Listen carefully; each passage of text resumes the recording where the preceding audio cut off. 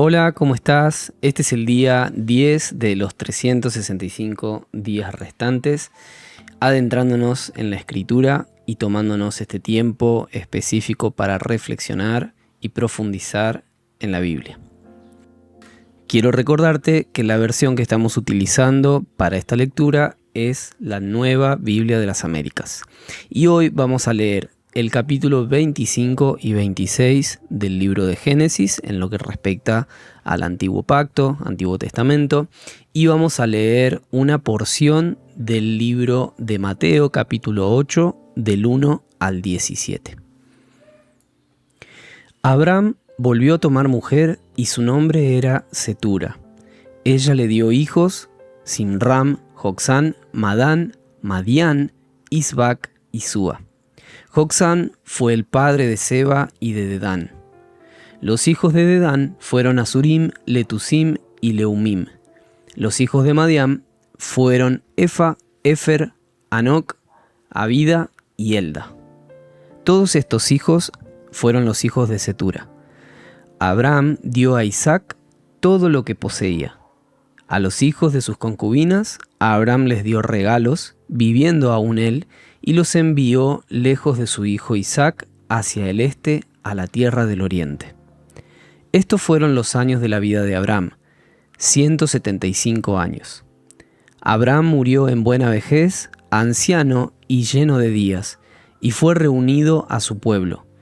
Sus hijos Isaac e Ismael los sepultaron en la cueva de Macpela, en el campo de Efrón, hijo de Zohar el hitita, que está frente a Mamre, el campo que Abraham compró a los hijos de Et. Allí fue sepultado Abraham con Sara su mujer. Después de la muerte de Abraham, Dios bendijo a su hijo Isaac, y habitó Isaac junto a Beer-lahai Roi. Estos son las generaciones de Ismael, hijo de Abraham, el que Agar la egipcia, sierva de Sara, le dio a Abraham. Estos son los nombres de los hijos de Ismael, nombrados por el orden de su nacimiento. El primogénito de Ismael, Nebaiot, después Cedar, Adbel, Mibsán, Misma, Duma, Masa, Adar, Tema, Getur, Nafis y Sedema. Estos fueron los hijos de Ismael, y estos sus nombres, por sus aldeas y por sus campamentos. 12 príncipes según sus tribus. Estos fueron los años de la vida de Ismael, 137 años. Murió y fue reunido a su pueblo. Sus descendientes habitaron desde Ávila hasta Shur, que está enfrente de Egipto, según se va hacia Asiria. Se establecieron allí frente a todos sus parientes. Estas son las generaciones de Isaac, hijo de Abraham. Abraham fue el padre de Isaac. Tenía Isaac 40 años cuando tomó por mujer a Rebeca, hija de Betuel, el arameo de Pedán Aram, hermana de Labán el arameo. Isaac oró al Señor en favor de su mujer, porque ella era estéril, y el Señor lo escuchó, y Rebeca, su mujer, concibió. Los hijos luchaban dentro de ella, y ella dijo: si esto es así, ¿para qué vivo yo? Y fue a consultar al Señor, y el Señor le dijo: 2 naciones hay en tu seno, y 2 pueblos se dividirán desde tus entrañas. Un pueblo será más fuerte que el otro, y el mayor servirá al menor. Cuando se cumplieron los días de dar a luz, había mellizos en su seno. El primero salió rojizo, todo cubierto de vello, y lo llamaron Esaú. Y después salió su hermano con su mano asida al talón de Esaú, y lo llamaron Jacob. Isaac tenía 60 años cuando Rebeca dio a luz a los mellizos. Los niños crecieron, y Esaú llegó a ser diestro cazador, hombre del campo. Pero Jacob era hombre pacífico que habitaba en tiendas.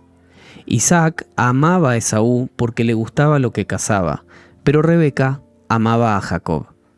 Un día, cuando Jacob había preparado un potaje, Esaú vino agotado del campo. Entonces Esaú dijo a Jacob: te ruego que me des de comer un poco de ese guisado rojo, pues estoy agotado. Por eso lo llamaron Edom. Véndeme primero tu primogenitura, le contestó Jacob. Mira, yo estoy a punto de morir, le dijo Esaú.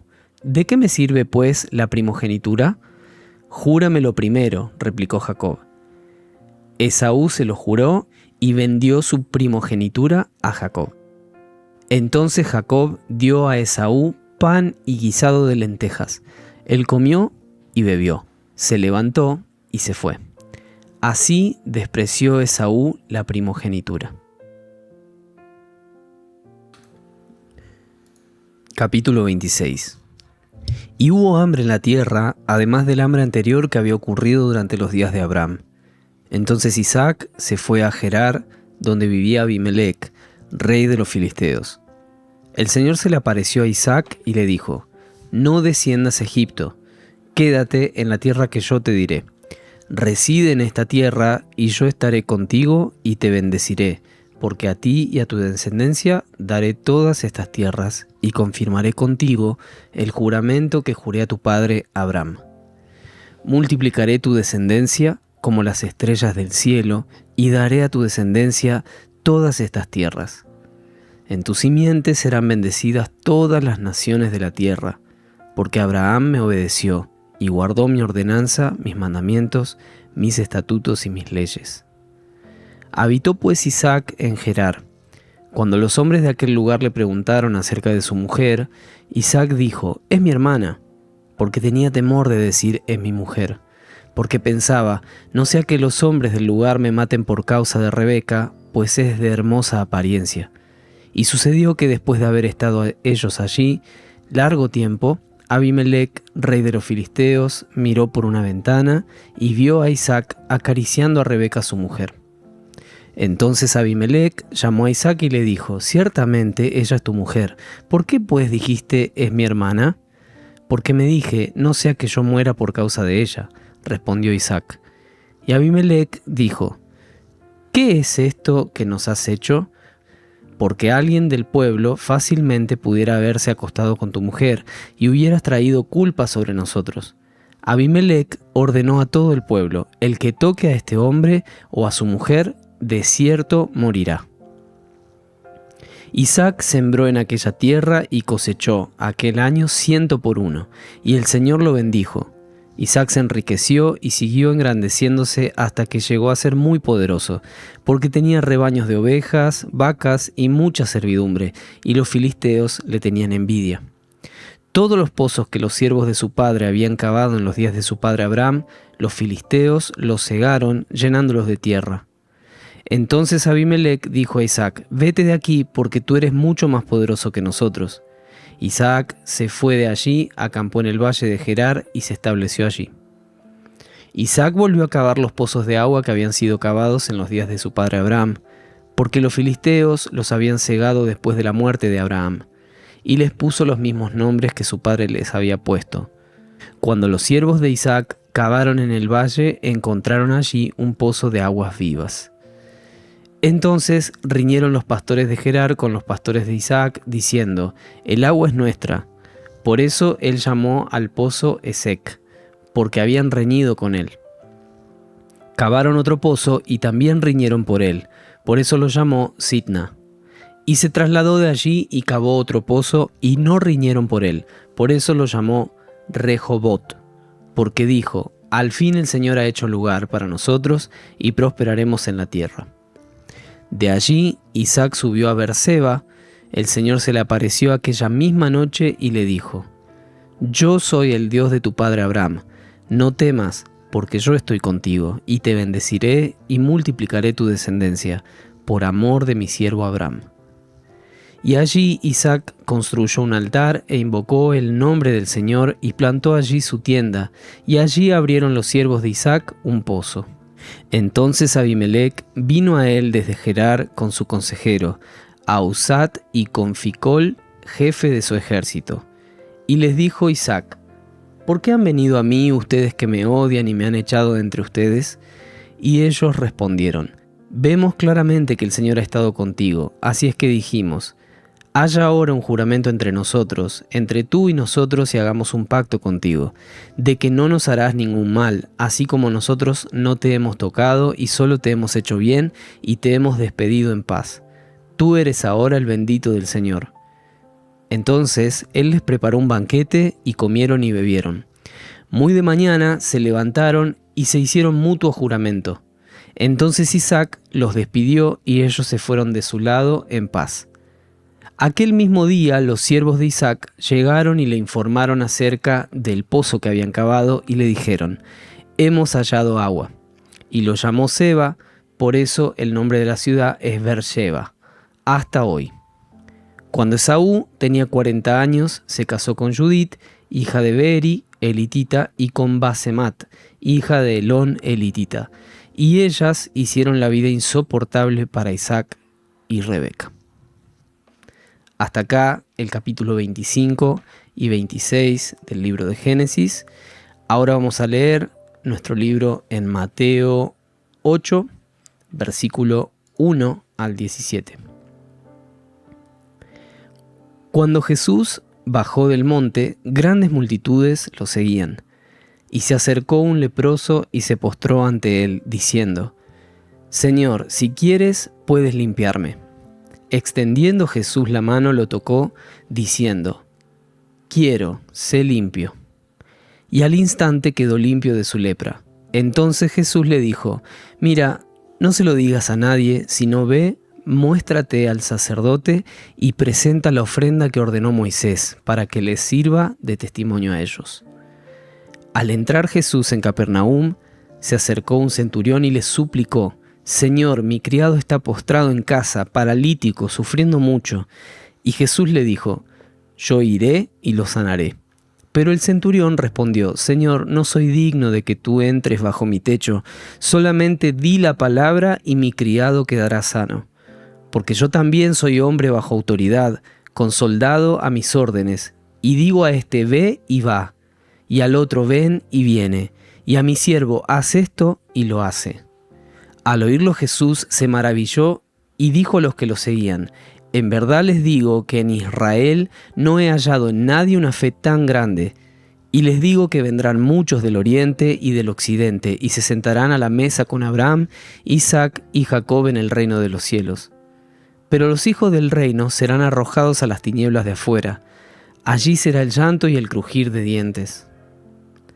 Entonces Jesús dijo al centurión: Vete, así como has creído, te sea hecho. Y el criado fue sanado en esa misma hora.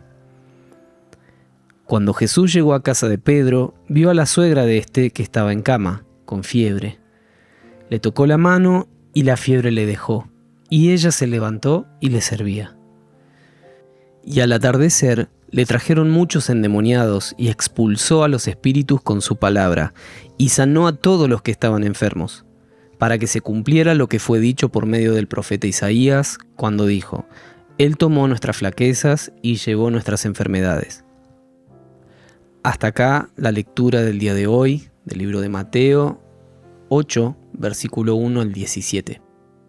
Una de las cosas que más me llama la atención de estos capítulos, y de muchos que veremos más adelante, es cómo la fidelidad de Dios se manifiesta de muchas maneras. Es muy claro cómo Dios se muestra como un Dios que valora y aprecia las generaciones, a pesar de que, desde el inicio la simiente estaba dividida entre Caín y Abel. Acá también podemos ver esa separación entre Isaac e Ismael, y posterior entre los hijos de Isaac, Esaú y Jacob. Toda esa pelea que sucede en el vientre de Rebeca. Está claro que estas cosas debían suceder y no vamos a buscar ahora una explicación más profunda del tema, pero sí quiero resaltar algunos principios importantes que debemos resguardar y que Dios valora. La obediencia, por ejemplo, ¿no? La obediencia de Abraham es la que hace que Dios salga a encuentro de Isaac para frenar el viaje que le estaba teniendo a Egipto. Dice la escritura ahí en el versículo que había hambre en ese momento y que ya venía una situación de hambre previa en los tiempos de Abraham, y se ve a Isaac saliendo a Egipto en busca de un mejor pasar, ¿no? Y Dios sale a su encuentro para frenar su viaje e indicarle a dónde tenía que estar, a dónde tenía que asentarse, para que Dios lo bendijera a causa de la obediencia de Abraham, ¿sí? Entonces, la obediencia de Abraham es la que hace que Dios salga a nuestro encuentro, ¿sí? Al encuentro de Isaac para frenar su viaje a Egipto y finalmente darle bendición en esa tierra. Y muchas veces pienso en cómo nosotros direccionamos nuestros pasos en busca de, por ahí, salidas temporales o bueno, en base a la necesidad que tenemos, ¿no? Pero Dios está velando por el pacto que hizo con nuestros antepasados, con nuestros padres. Y también vemos cómo Dios es un Dios fiel y justo y cómo Él cumple sus promesas a causa de la obediencia de nuestros padres. Acá se me viene una pregunta para hacerte y es esta, ¿no? ¿Sabes cuáles fueron las promesas que Dios hizo a tus padres? Por otro lado, también el capítulo relata la historia que hubo entre Esaú y Jacob, luchados desde el vientre de Rebeca. Y me llama mucho la atención que así como Isaac iba en busca de un mejor pasar y luego frenado por Dios, aquí vemos como Esaú, a causa del hambre y el cansancio, no pone atención, no pone cuidado y decide entregar la primogenitura a Jacob. Pienso en cómo muchas veces, por querer resolver estas cuestiones cotidianas a nuestra forma para saciar nuestro hambre o la necesidad que tenemos, entre comillas, nos lleva a descuidar lo que Dios nos entregó o a no cumplir alguna promesa que Dios nos haya dado. Para reflexionar y para pensar. Y acá en el capítulo de Mateo 8, versículo 1 al 17, bueno, se pueden ver algunas cosas muy importantes, ¿no? Sucesos muy importantes de los tiempos de Jesús y los discípulos. Pero lo que quisiera resaltar es cómo Jesús, hablando a los discípulos, vuelve a traer a escena a Abraham, Isaac y Jacob, diciendo que del oriente y el occidente habrá muchos que se sentarán en la mesa junto a ellos, ¿no?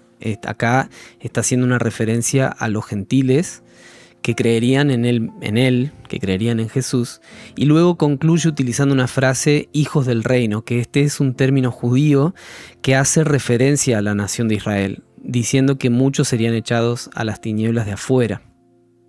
Esto es importante porque no únicamente por ser parte de una nación como Israel significa que vamos a ser salvos, y yendo un poco más a nuestra realidad como gentiles, tampoco nos asegura la salvación que nuestros padres hayan tenido una historia con Dios.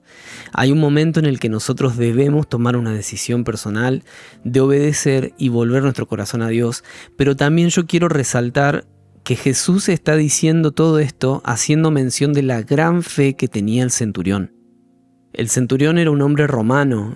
Jesús está hablando con el romano y dice Jesús que no encontró una fe tan grande como esta en todo Israel.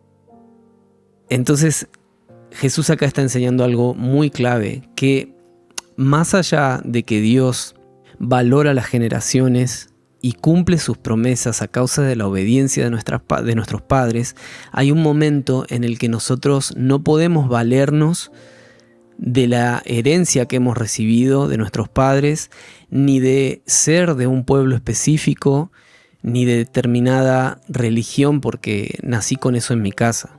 Hay un momento en el que debo tener un encuentro con Dios y manifestar mi fe, así como la del centurión, que nada tenía que ver ni con el pueblo de Israel, era un soldado romano, ¿no? Entonces, en base a nuestra fe, le es concedido el milagro que el centurión estaba pidiendo a Jesús. Bueno, hasta acá la reflexión del día de hoy. Espero que sea de gran bendición para tu vida. Y es clave que en estos tiempos en donde estamos leyendo la Escritura, realmente puedas profundizar, no tanto en una historia solamente, sino en pedirle dirección al Espíritu Santo para que Él abra tu entendimiento y venga revelación a tu vida sobre lo que estás leyendo. Te dejo un saludo y nos vemos mañana.